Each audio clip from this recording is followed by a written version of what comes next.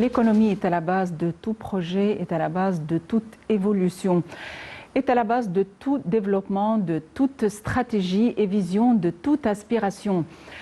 Pour passer en revue l'aspect économique reliant les deux pays, nous avons le plaisir d'avoir avec nous en ligne Dr Passan Fahmy, experte en économie. Dr Passan Fahmy, bonsoir et bienvenue avec nous. Merci Madame, bonsoir. Dr Passan Fahmy, nos relations avec les Émirats arabes unis datent de très loin, depuis l'époque du défunt Cheikh Zayed Al Nahyan,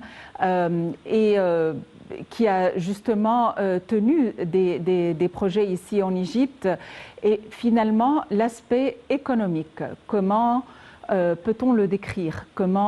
Quelles sont les caractéristiques de notre relation et de notre coopération quant à ce propos? Bien sûr, comme vous venez de mentionner, les relations entre les deux pays datent depuis des décades.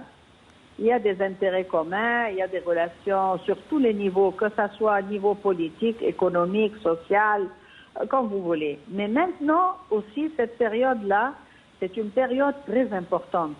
Pourquoi? Parce que les pays du monde entier sont en train de redessiner leur stratégie pour le futur. C'est-à-dire, on entend toujours maintenant des relations régionales. Et ça, c'est un changement qui n'existait pas dans le temps. C'est-à-dire, on pouvait avoir des relations positives avec des pays très loin géographiquement. Mais maintenant, les relations ou la relation régionale, c'est devenu un nouveau aspect de l'économie mondiale.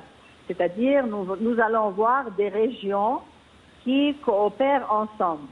Notre relation avec les Émirats et avec les pays du Golfe aussi, en principe, normalement, sont des relations très importantes. Nous avons des points très forts, très positifs. Eux aussi, ils ont des points très positifs. Et ces relations-là, ensemble, peuvent développer, comme on appelle, la régionalisation nouvelle que le monde entier en parle.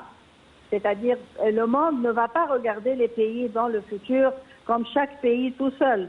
Ça sera toujours des relations régionales. Et je pense que nous et les pays des Émirats aussi ont beaucoup de points en commun qui peuvent coopérer ensemble et développer un futur très avancé. Eux, ils ont aussi des intérêts très importants dans notre pays. On voit les investissements qui augmentent d'un jour à l'autre. Ça a commencé il y a longtemps, mais ces derniers jours-là, ou ces derniers mois, on a vu une coopération bien vue, bien développée dans tous les domaines. Et ça, c'est très important. Alors, cette relation, c'est pas comme dans le passé, c'est une relation régionale, je répète, qui, Inch'Allah, aura des plans très sophistiqués pour le futur, que ce soit dans l'industrie, de l'agriculture, de la pisciculture, du développement des nouvelles villes, des universités, dans le domaine aussi de l'éducation, de la santé. C'est une longue liste. Et Monsieur le Président et le gouvernement et le Parlement aussi, on en parle de ça il y a longtemps. Mais ces jours-ci, on a vu sur place et sur terre un grand développement. Et je voudrais mentionner ici aussi ce qui se passe dans la nouvelle capitale. Ça, c'est très important. Il y a une coopération très avancée avec les Émirats. Et aussi en ce qui se passe ces jours-ci dans d'autres domaines industriels, surtout dans le domaine de la santé, c'est très important, du tourisme, très important, des banques. Il y a aussi des banques aussi assez développées. Alors, c'est une relation très importante, très avancée, et Inch'Allah, le futur va montrer à travers des relations régionales, comme on appelle, des sujets beaucoup plus développés que celui-là. Dr Passan Fahmy, le chef de l'État a salué l'adhésion des Émirats arabes unis au forum du gaz de l'Est de la Méditerranée. À quoi peut-on s'attendre suite à cette adhésion? Voilà, ça aussi, les relations, comme je viens de répéter, ce ne seront jamais un pays qui possède et les autres pays ne possèdent pas.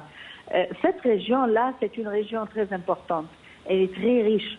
Mais aussi, un pays tout seul ne peut pas vraiment développer les ressources de cette région. Alors là, nous avons besoin d'une technologie, nous avons besoin du financement et nous avons besoin aussi d'un pays assez fort comme l'Égypte pour participer à faire des relations dans cette région régionale aussi. On va entendre beaucoup le terme régional dans le futur. Alors cette région-là, c'est une région très importante, non seulement pour l'Égypte, mais pour la région tout entière et surtout les pays arabes. Alors avec la coopération avec les Émirats, Inch'Allah, cette région va être développée davantage et les pays qui l'entourent et aussi les Émirats vont avoir les fruits de cette coopération qui, je répète, c'est une coopération très sensible et très importante. Docteur Passan Fahmi, vous êtes analyste politique. Merci d'avoir été avec nous aujourd'hui.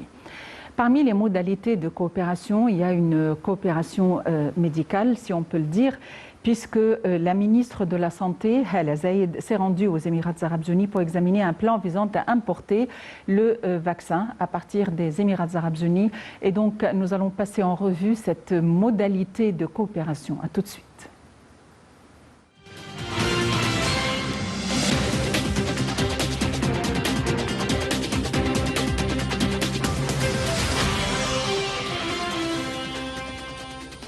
La ministre de la Santé, Hala Zaïd, s'est rendue aux Émirats arabes unis pour examiner un plan visant à importer le vaccin anti-coronavirus et remercier ce pays frère pour avoir offert une première tranche de ce vaccin fabriqué en Chine, à l'Égypte.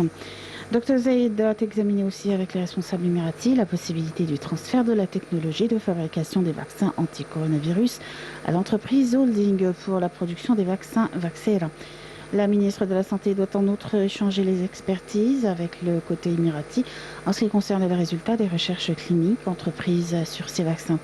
Elle doit s'entretenir avec son homologue émirati des moyens de renforcer la coopération dans le domaine sanitaire. Le ministère de la Santé a annoncé hier avoir recensé 544 nouveaux cas de coronavirus, ce qui porte le nombre total des contaminations à 123 719 depuis la découverte du virus en Égypte mi-février. Le ministère de la Santé a annoncé aussi avoir enregistré 24 nouveaux décès dus au Covid-19, portant le nombre total de victimes à 6 990. 289 personnes rétablies du coronavirus ont quitté les hôpitaux de confinement hier, augmentant le nombre des cas guéris à 105 719.